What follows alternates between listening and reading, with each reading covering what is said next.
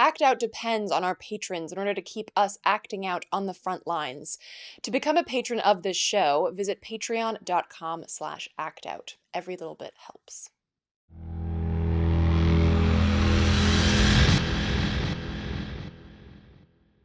This week on Act Out, you've likely heard the phrase, perception is reality. But what if it's not? Not even close. What if we don't see an objective reality? What if we, to borrow another phrase, can't handle the truth? Donald Hoffman, a quantitative and computational psychologist, has a theory which suggests just that we aren't evolutionarily built to see reality and perhaps never will be. My question then, what are the socio-political impacts of that theory? This week, human psychology, evolution, and even math shed some light on the human condition and how we might be able to save ourselves from our own virtual reality. From tweets to marching in the streets, this is Act Out. Rockets! Blockade! Bulldozers swarm outside the checkpoint gate. Unnoticed flash broke the hush and blew me into the street. I awoke next to the body of my baby. No! Welcome to Act Out. I'm Eleanor Goldfield, and this is your tipping point. In the cacophony of lies, fake news, censorship, propaganda, and deep divisions, one might be tempted to ask, well, what the hell is true and real anyway? In past episodes, we've talked about the quest for knowledge, the quest for truth, and how the rise of anti-intellectualism in the quote-unquote post-truth era has undermined our abilities to organize, engage, fight, and build by design. A dumb and docile populace is easier to control. Now consider this. What if this clusterfuck of vapid stupidity worship is simply triggering a part of our brains that not only can't see reality, but doesn't need to? That evolutionarily speaking, we lose nothing by avoiding the truth, so long as we can still access the tools and resources required to keep us alive. Sounds depressing at first blush. What does that mean for things like climate change? What does that mean for our perceptions, both shared and personal? What does this mean for organizing around multicultural and diverse life experiences? What does this mean for our ability to combat the idiocracy?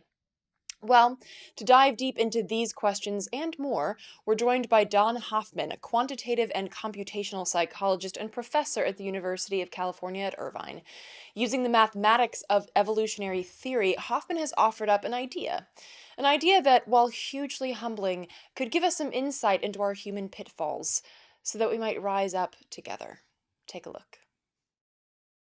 My focus was on natural selection. What are the natural selection pressures? Because people in my field, people who study visual perception and perception more generally, had made arguments that true perceptions that are accurate to objective reality are necessarily fitter. So it was a natural selection argument. And so I focused on the effects of natural selection and found that they're uniformly against the truth. Some of my colleagues will say that we might get the wrong shape, might be a little off our perception, and we might get the colors off a little bit, and so forth. But what the work that I'm doing in evolution tells me is not that we're off a little bit here or there, but that the very language of objects and shapes and even space and time is just the wrong language to describe objective reality. You cannot possibly describe the truth in that language. It would be if I asked you, to describe how a computer really works, but I only let you talk about pixels on the desktop. Good luck. I mean, that's just the wrong language to describe how it's really working inside. The question that I have here is that, is it possible that we'll ever know that language? Is it possible that our brains, Neil deGrasse Tyson brought up in one of his episodes the idea that we share 96% of the same DNA makeup as a chimp. Yet chimps they can't do calculus, or they can't understand, Nietzschean philosophy or something like that. So, is it because we can't ever get to that point, or are we focusing on the wrong thing? Or, is this something that our brains could ever possibly grasp? Well, I think it's a legitimate thing to think about, that our species might not be able to grasp the truth. Right? We don't expect monkeys to understand quantum mechanics, and it's possible that Homo sapiens can't understand the nature of objective reality. However, I think that that's a bad hypothesis for a scientist to start from. right? It's a bad working hypothesis. So, for better or for worse, I think that we have to just jump in and give it the old college try, right? And see what we can do. So I am working on a theory of objective reality, but I am sober about it. I take my own theory with a big grain of salt. It's just the best we can do, and what we can try to do is make predictions and test them. And even if all the predictions come out exactly as we expected, it doesn't mean we're right. So that's the way science is. It's part of the basics of the philosophy of science that no matter how much data you collect, you can never prove any theory. There's always an infinite number of theories that are compatible with all the data you've got and that could make different predictions about new unperformed experiments. And so that's just the nature of the beast. You can never know for sure, but you can try to. I think the spirit of the scientific enterprise is to be absolutely precise in what you're saying, mathematically precise if you can be, so that people can figure out precisely where you're wrong. And that's what science is about. Well, and on that issue of science, what does this mean for prior scientific discoveries? Can we really trust previous scientific findings based on your theory? Right. So I think that there's two different notions of truth that are useful here. One is, and I have this notion that our perceptions are like a user interface, right? So that it's like space is your desktop and objects are like icons on the desktop of your computer. And you can talk about a notion of truth with a lowercase t on the desktop. If I say to you, if you drag your icon to the trash can, your file will be deleted. Well, that's true in the desktop. I mean, it's not a deep truth about the nature of the computer itself, but it is a true thing to say about the desktop. But if we want to have a deeper theory, if in fact space and time are the wrong language, and a lot of physicists, by the way, are saying that it's not just some cognitive scientist, who doesn't know physics. It's Nima Arkani Hamed is saying that space time is doomed. Ed Witten, David Gross, who won the Nobel Prize, these guys are all saying that essentially the clash between quantum theory and general relativity will only be resolved if we let go of space time. And when you let go of space time, you're letting go of physical objects, you're letting go of physical causality, you're letting go of the whole bang. So it's so and no one in the physics community knows what to put in place of that as the objective reality. So we're all in the same boat here. What we're going to have to do to answer your question at a deeper level now is whatever theory of objective reality we propose, we have to propose how that reality gets projected onto our space-time interface. Well, that's going to be part of the theory. How does that reality get projected into our space-time interface? And then what legitimate predictions can we make for experiments, where an experiment means something we can see in our interface, right? We can only see stuff on our interface. So we have to have a theory not only of reality, but of how reality affects our interface. And then we test that whole package. So what I thought about when I first heard your TED talk and when I first heard your commentary was, how does this or does this affect our ability to address issues such as climate change or police brutality or income inequality? If our reality isn't real, what does that say about issues that are killing us? And what does that say evolutionarily speaking about, are we just predestined to not be able to address such issues in like a truthful or in a straightforward way?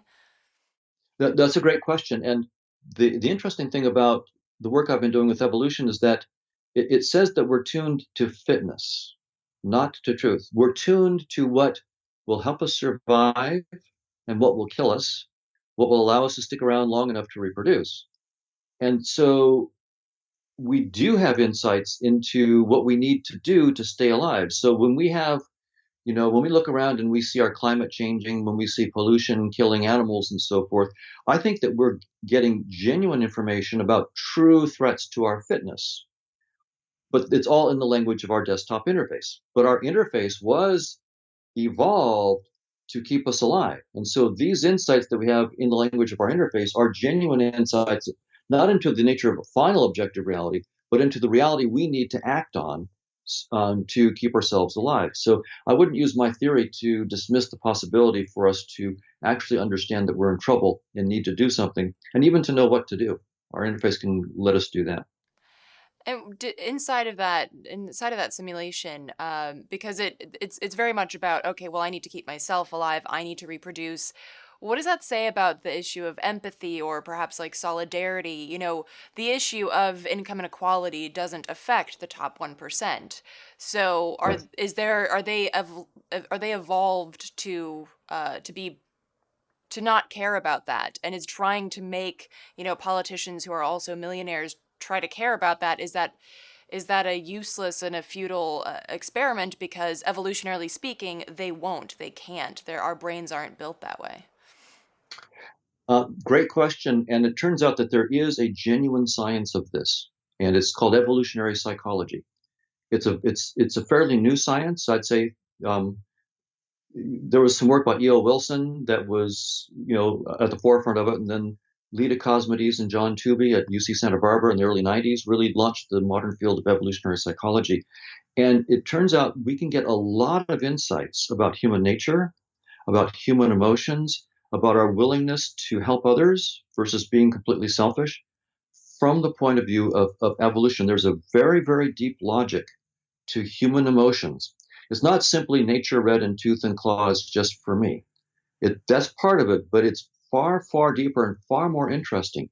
It turns out that you can get a theory of altruism, genuine altruism, where I can act in a way that harms my fitness so that I can enhance the fitness of somebody else. That's sort of the evolutionary definition of altruism. It doesn't sound very altruistic when you put it that way, but it's very clinical. But that's sort of the technical definition. And you can show a number of ways in which evolution can evolve altruism, which is not to say that every species has altruism, but you can have it. And in our species, um, we do have altruism, but we also, so our human nature is really complicated, and it's really, as a scientist, it's very, very interesting. We're not simple.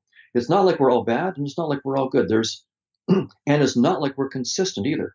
Our evolution doesn't care about making us consistent. It gives us all these little modules for staying alive in these different problem situations. And if we trigger certain of these modules, you can bring out really nasty behavior. You can trigger other modules in us that bring out, as Steven Pinker titled one of his books, the better angels of our nature. And so it is. I think it's possible, but not easy, to use the science of evolutionary psychology to design social institutions, political institutions, social situations that, they will not change human nature. Human nature is what it is: the good, the bad, and the ugly. That's not going to change, and it's all there. We all have all aspects of it. But you can design social institutions and political systems that bring out more often the better angels of our nature, the altruism, the things we would like to bring out, and don't trigger the legitimate mechanisms we have of anger, hatred, revenge, in group versus out group. Those are all parts of our psychology that were there to keep us alive. We actually need those things, but we don't want to trigger them unnecessarily. I wouldn't say that I'm an expert on how to design societies, but I do think that evolutionary psychology is the science that, if we study it and think about it very carefully, we can design social institutions and political institutions that will really um, have the effects on human behavior that we want. So with regards to because you mentioned triggers, like certain systems triggering the worst in human nature, and I'm curious about how that might relate to your theory. Because, for example, that there are some people that you look at them and you're like, wow, you just refuse to see reality. There is some very interesting research that I think is very promising, because it at least helps us understand why people behave the way you were describing. They get stuck in their corner and they won't come out. And the work is by Hugo Mercier and Dan Sperber, and they call it the argumentative theory of reasoning. And they ask, why did we evolve the ability to give logical arguments and to give reasons for why we believe things and for our behaviors? And you might think, well, it was because we evolved so that we could see the truth. We got the ability to reason so that we could reason towards the truth. And they say, no, that's not what it was about. We evolved the ability to reason and produce arguments to persuade other people about what we already believe. Not to get at the truth. It was a social persuasion tool. And when you think about the way we argue in political forums, you see that that really plays out. Everybody has what they already believe. They're not really terribly interested in the truth.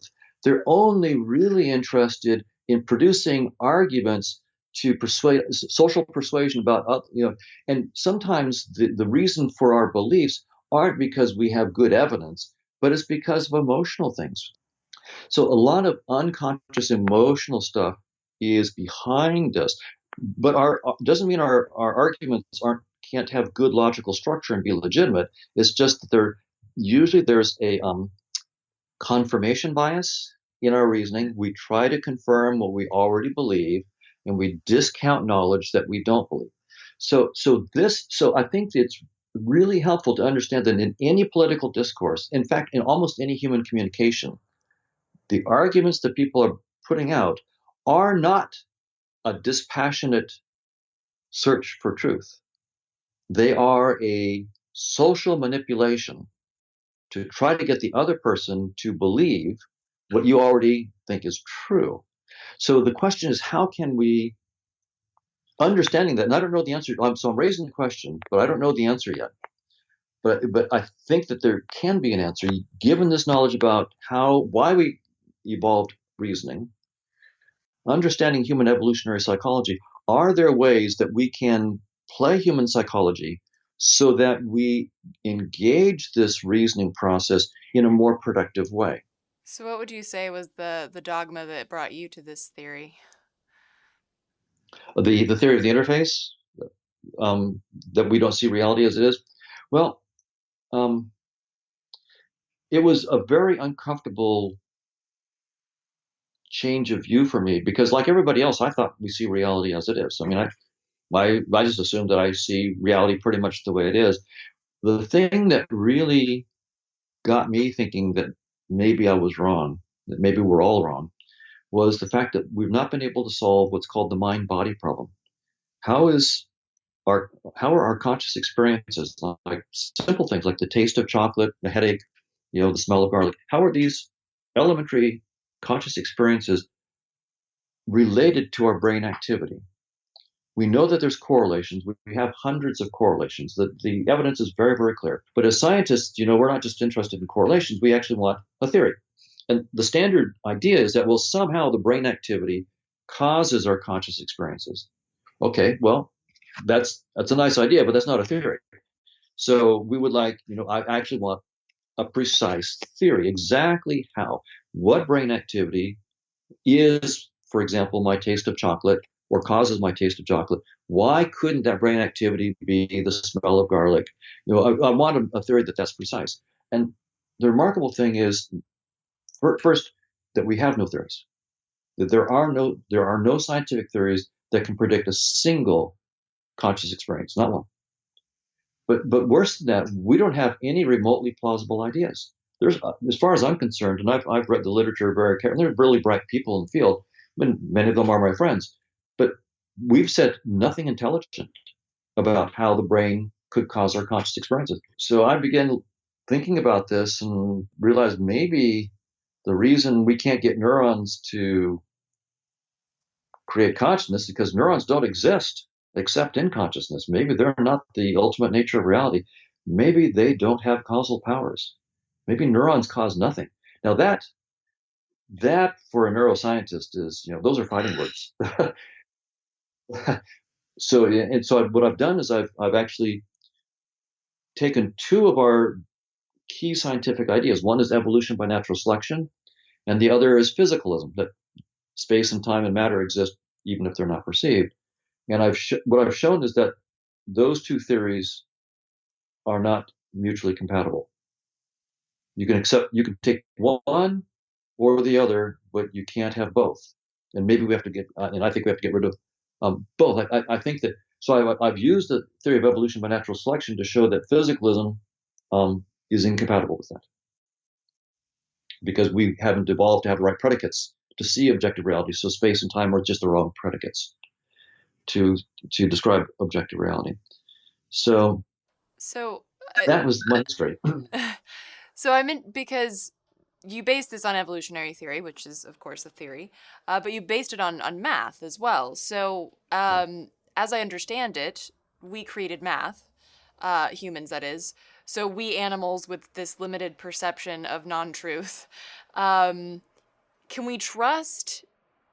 And obviously, you're saying that yours is a theory; it's not a law, obviously. But can something that's founded on math even be a useful theory, because math is based on our perceptions of numbers and our perception of the reality, a bit like the science question, but with regards to math.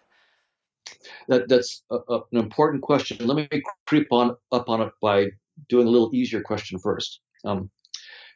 When I used evolution to show that our perceptions were shaped not to show us the truth, my work only dealt with perception. It doesn't deal with cognition more generally or with our logical reasoning ability. So, what I did not show is that evolution means that our cognitive abilities in general are unreliable. I did not show that. I only showed that our perceptual systems have the wrong predicates to describe objective reality. My arguments from evolution do not lead to the conclusion that evolution would push our logic and mathematical abilities away from the truth. In the following sense, I still have to bracket the deeper answer to your question, but in evolution, an organism that you have to reason about fitness, and you have to have the right logic about fitness.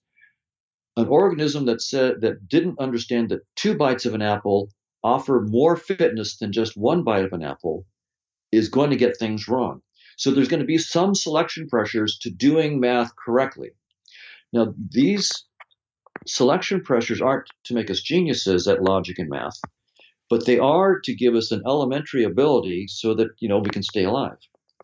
So that's a case where selection pressures are not against the truth. They would actually be for elementary. But now there's the deeper question: do we discover or do we invent mathematical theorems? Do we discover or invent mathematical truths? I don't know. Is the right answer? What I can say is, if I cannot help myself to logic and mathematics as a scientist, I cannot do anything. It's to even do science at all, I am forced not to assume that I'm a genius at logic and math, but that there are some basic insights from logic and math that are genuine insights into the way the world works. If I'm wrong about that, then the whole thing really is just a game. So that's why your question is extremely deep. Um, I don't know what the right answer is, but I can say, if the answer is not that math and logic are a genuine insight, we're in deep trouble. And for all I know, we are in deep trouble. Um, I prefer not to think that, but I can't dismiss the possibility. So is there a way that you'd like for people to take it? Like, is there a way that you'd like people to use your theory in their daily lives, or in the understanding of even social, political, or even like interpersonal relations? Is there a way that you'd like it to be used? Well, I think that one thing that comes out of this that I would like more generally to have an impact on people is there's a sort of humility that comes out of this, right?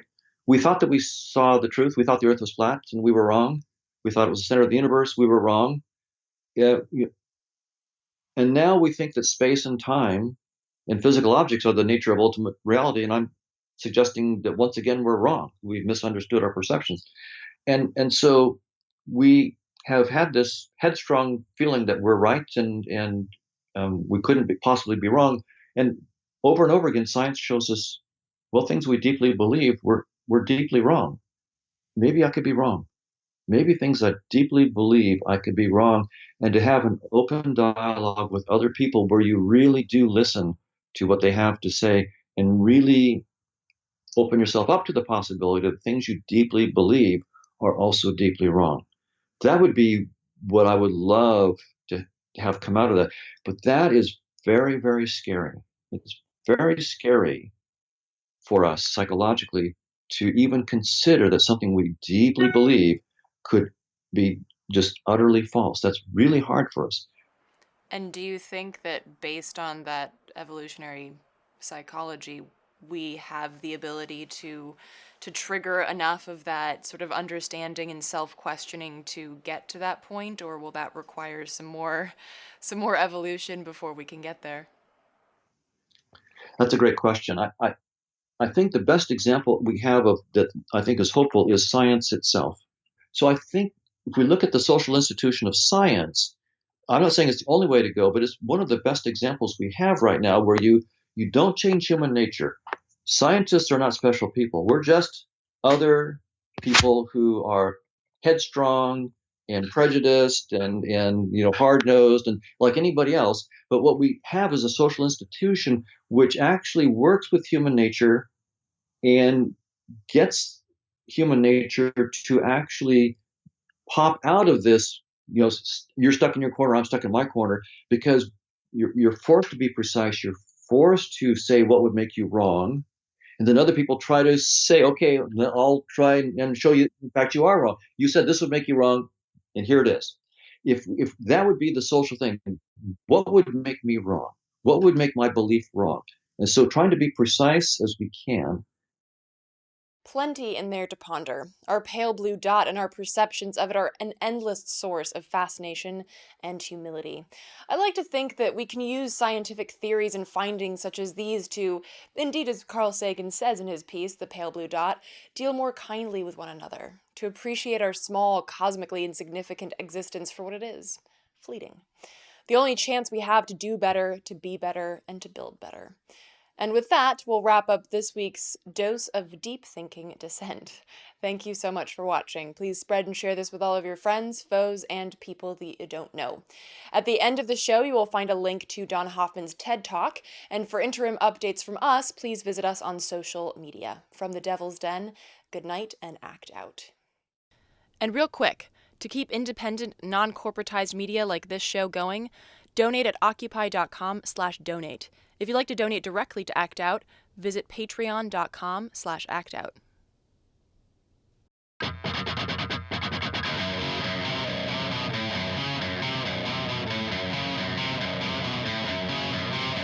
can hear the boots are stomping. Come on, boys, let's get some rocks to throw.